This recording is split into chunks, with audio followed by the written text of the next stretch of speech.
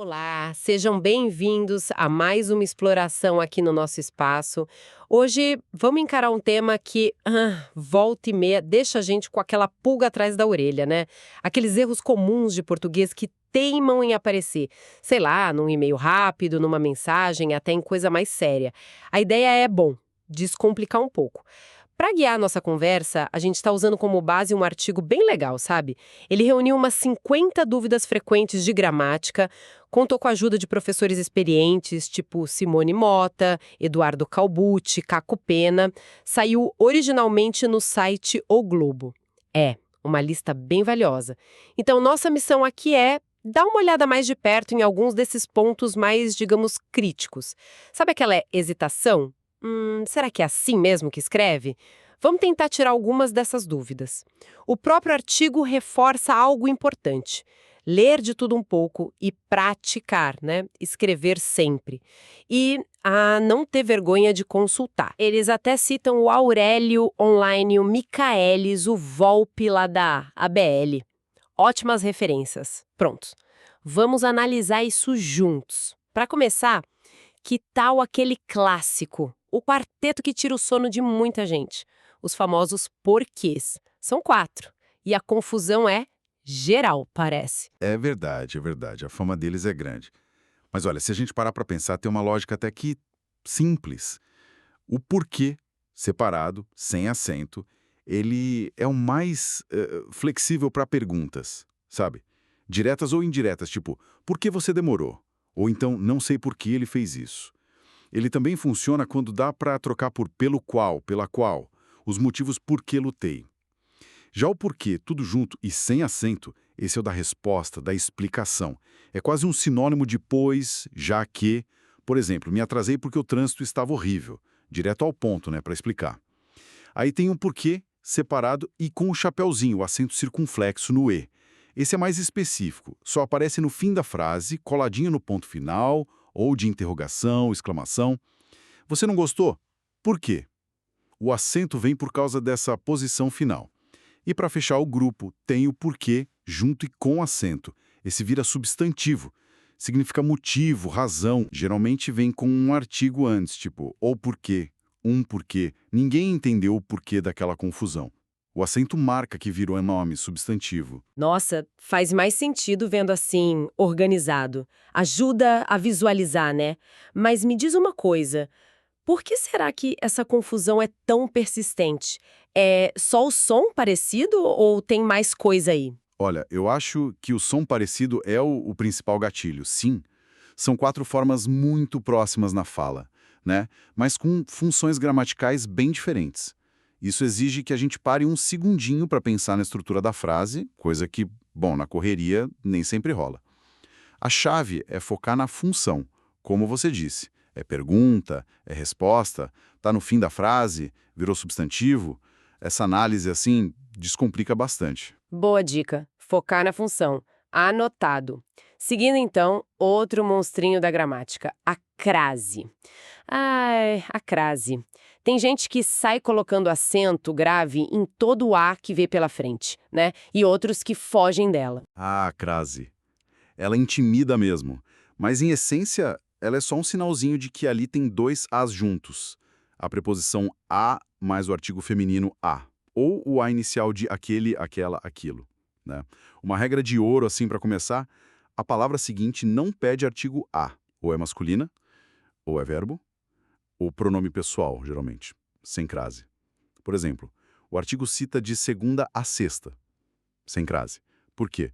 Porque a gente não fala de segunda até a sexta, né? Nesse tipo de intervalo não entra o artigo antes da segunda palavra. Mesma coisa para a prazo. Prazo é masculino, não tem artigo a para juntar com a preposição, então a prazo sem acento. E também, via de regra, não se usa crase antes de pronomes como você, ela. Refiro-me a você, sem crase. Mas atenção, tem um detalhe com horas que a fonte até destaca. Se for indicar a hora exata, usa crase. A reunião começa às 15 horas. E se for um intervalo, tipo das 9 horas às 18 horas, aí tem crase no as. Por quê? Porque o das meio que puxa o as Atlas-as. Ah, entendi. A presença do das antes é que faz usar o as depois no intervalo de horas. Faz sentido. O contexto é tudo. E falando em contexto e palavras que enganam, e aquelas que soam igual ou parecido, mas significam coisas totalmente diferentes, os homórfonos, parônimos, é um campo minado. Com certeza. A fonte traz uma lista boa. Vamos pegar alguns exemplos assim, bem cruciais que derrubam muita gente. Primeiro, o clássico. Mal com L e mal com U. O truque antigo ainda funciona, viu? Mal é o contrário de bem. Pode ser advérbio, ela passou mal, ou substantivo, o mal da sociedade. Já mal com U é o contrário de bom, sempre adjetivo. Ele é um mau exemplo. Trocar por bem ou bom resolve quase sempre, porque testa a função da palavra, né? Esse truque do bem bom é um salva-vidas. Total. Outro par. Mas e... Mas é tipo porém, indica oposição. Tentei, mas não consegui. Mais é quantidade, intensidade, o oposto de menos. Quero mais café. A confusão aqui é mais, de atenção mesmo na hora de escrever. Agora, um que confunde pelo som idêntico. Haver, o verbo, né? Especialmente no sentido de existir, tem que haver um jeito. E a expressão haver, separadinho, que significa ter relação com, geralmente com o verbo ter junto. Isso não tem nada a ver comigo. São coisas completamente diferentes, apesar do som igualzinho. Essa do haver e haver pega muita gente. Pega mesmo. E que tal esses aqui, olha? Traz, com Z, do verbo trazer. Ele sempre traz o relatório. E traz com S e acento, que indica lugar, posição. Olhe para trás. E atrás, também indicando lugar, atrás da cortina. Um é ação, os outros são lugar. Fácil confundir na escrita rápida. E haja com H do verbo haver. Tomara que haja solução. Contra haja sem H do verbo agir. Preciso que você haja logo. O som é o mesmo, mas o H muda tudo. Nossa, haja é sutil mesmo. E tem aquelas que a diferença é só uma vogal, tipo E ou I, mas o sentido vira outro. Exatamente. Tipo, eminente com E significa ilustre, importante. Um cientista eminente. E iminente com I é algo que está prestes a acontecer. Risco iminente de chuva. Trocar um E por um I aqui muda completamente a mensagem. Outro. Descrição com E é o ato de descrever. A descrição da paisagem era perfeita. Discrição com I é ser discreto. Peço discrição neste assunto. E ou I, significados bem diferentes. E a dupla ratificar e retificar. Ratificar com A é confirmar. O chefe ratificou a ordem. Retificar com E é corrigir. Vou retificar o documento. Quase opostos, um A ou um E que pode gerar um problemão se trocado. Uau, essa seleção já dá uma bela noção. A gente precisa mesmo estar atento. Uma letrinha I. Pronto. E os verbos? Sinto que aí mora outro universo de possíveis escorregões. Conjugação, regência. Sem dúvida, verbo é um capítulo à parte. O artigo aponta uns casos bem comuns, olha só. Primeiro, o verbo intervir.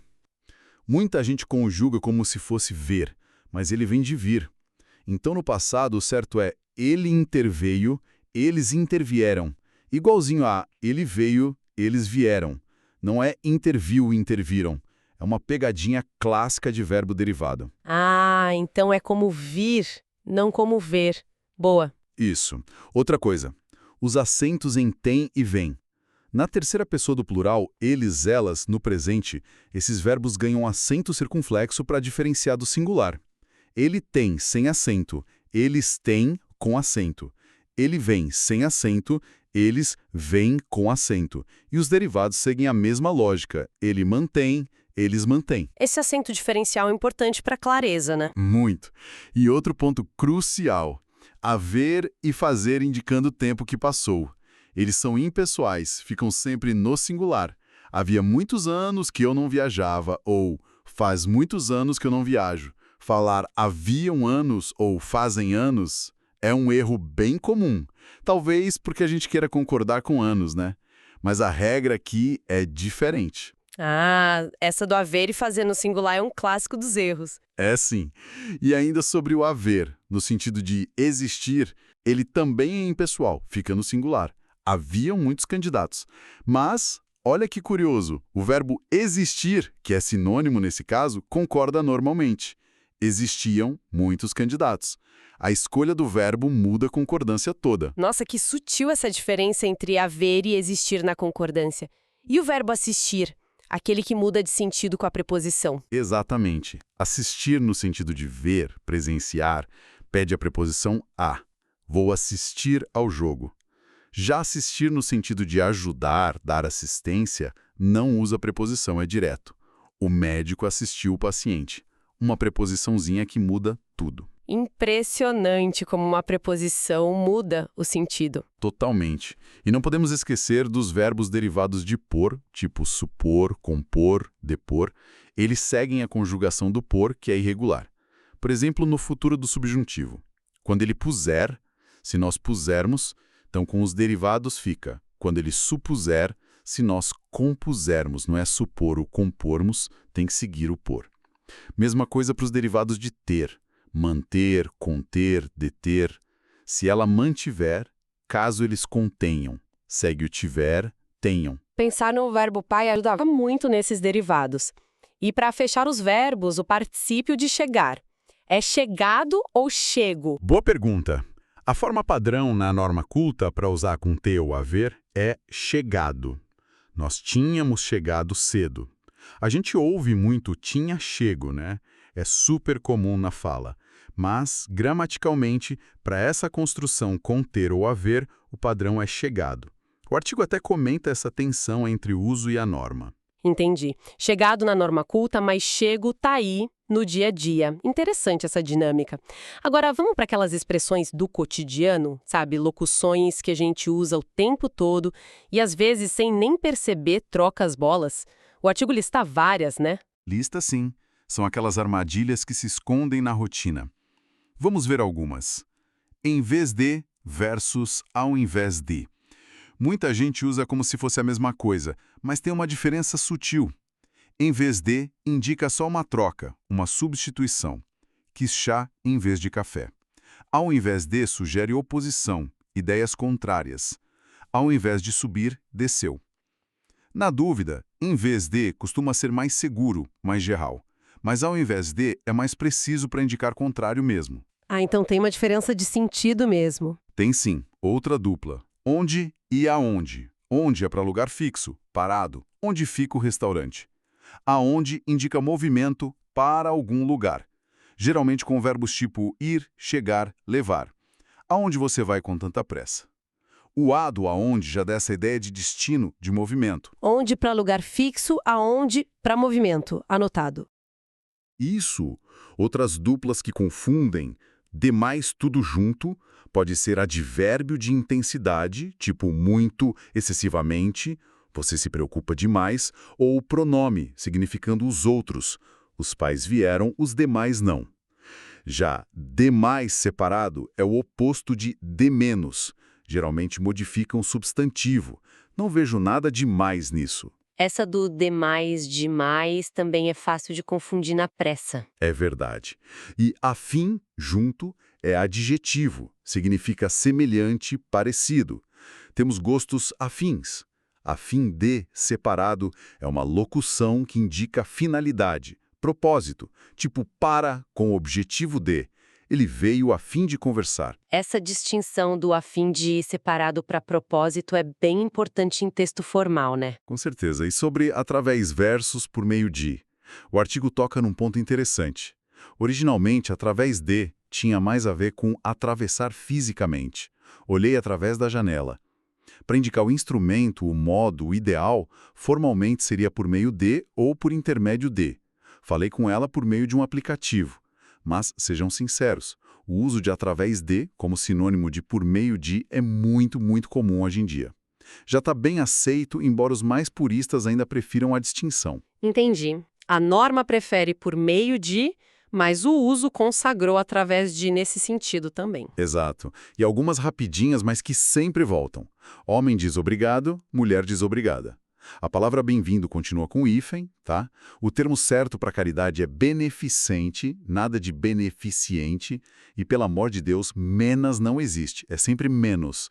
Menos preocupação, menos açúcar, sempre menos. Menos é dose. Nah. E para fechar as expressões, se não junto pode ser caso contrário, estude, senão você não passa. Ou, a não ser, não faço nada se não trabalhar. Se não separado é condicional, é o caso não. Se não chover, vamos à praia. E a clássica da hora, 12:30. Meia hora, né? 12:30. Essa é batata. São muitos detalhezinhos, né? Que fazem a diferença. E aquela briga eterna. Eu ou mim. E a concordância com a partícula C, que parece ter vontade própria às vezes. Ah, pontos nevrálgicos. Vamos lá. Eu versus mim. A regrinha básica é: mim não faz nada, não conjuga verbo. Ele vem depois de preposição. Para, de, com, entre. Isso é para mim. Não há nada entre mim e você. Já o eu é quem faz a ação, é o sujeito do verbo. Isso é para eu fazer. Preciso de um tempo para eu pensar.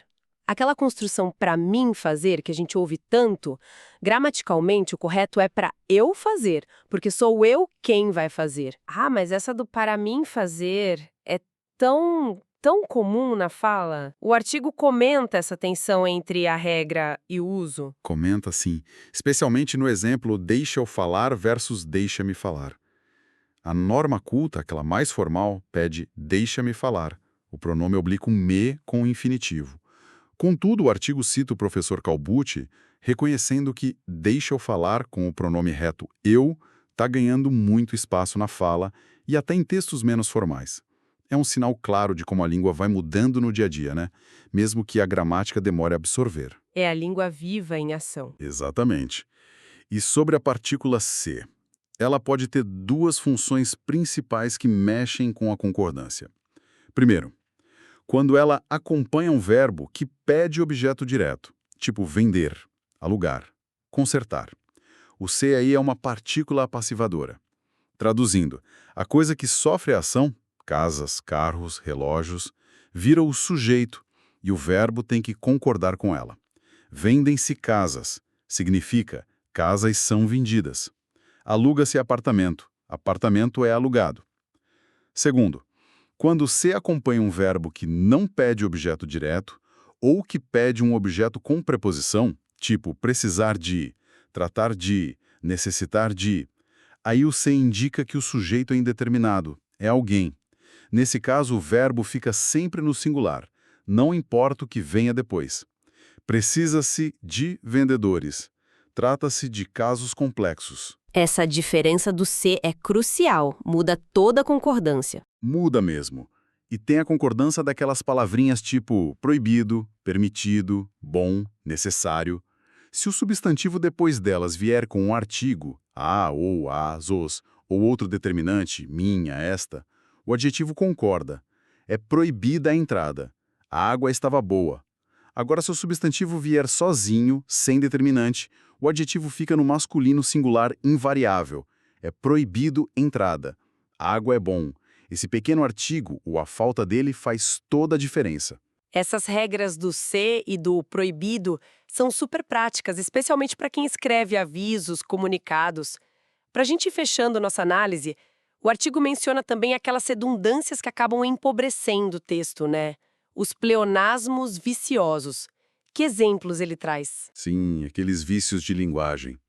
A fonte destaca dois bem comuns, na minha opinião pessoal. Ora, se a opinião é minha, ela já é pessoal, certo? Dizer só na minha opinião é mais elegante, mais direto. E o outro é há 10 anos atrás. O verbo haver no passado, na forma a, já carrega a ideia de tempo que passou, de atrás. Usar os dois juntos é redundante. O certo é escolher um. Ou há 10 anos ou 10 anos atrás. Evitar essas repetições deixa a comunicação mais limpa, mais eficaz. Ufa, realmente. Foi uma exploração e tanto. Bem detalhada, mas muito útil. Perceber esses detalhes, sabe? Entender a lógica por trás deles, acho que faz uma diferença enorme na clareza, na credibilidade do que a gente escreve. E como o artigo sugere, parece que não tem mágica, né? É ler, escrever e consultar, sem vergonha. Exatamente. A língua está sempre se mexendo, o uso muda, como a gente viu no Deixa eu falar. Mas assim, dominar a norma padrão ainda é uma ferramenta muito poderosa, sabe? Especialmente em contextos mais formais, profissionais, acadêmicos. Ela funciona como um código comum, facilita a compreensão. A reflexão que fica, talvez, depois dessa nossa conversa toda, qual desses pontos ainda acende aquela luzinha de dúvida? Ou causa um certo estranhamento? Talvez, sei lá, revisitar esse ponto específico, procurar mais exemplos, pode ser um ótimo exercício para cada um? Excelente ponto para a gente pensar depois. Com isso, então, a gente fecha a nossa análise de hoje sobre esses desafios frequentes da nossa língua portuguesa. Esperamos que essa conversa detalhada ajude a trazer mais segurança e eficácia para a escrita de todo mundo no dia a dia. Muito obrigada pela companhia e até a próxima.